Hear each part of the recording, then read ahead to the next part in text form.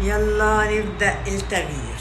لما تعمل أو تعملي دايت وتخسي كويس وبعد فترة تلاقي ان الدايت ده مش جايب معاكي نتيجة او ما بتخسيش زي الاول، ده مش معناه يا جماعة ان الجسم اتعود ويلا ناكل بقى.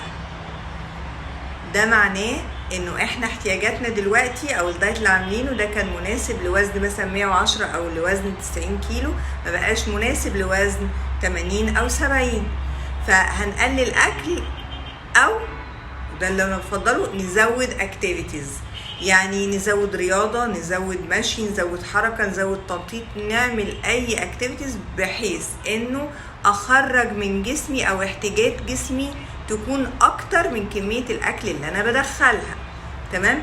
يعني لما توصل ان انت تحس انك ما بتخسش زي الاول بالظبط بالميزان مش بالاحساس، تظبط الدايت او تزود الحركة. تمام؟ لكن ان انت ترجع بظهرك وتوقف الدايت مستحيل. يلا بقى اللي يبدأ التغيير يكمل في التغيير ما يوقفش.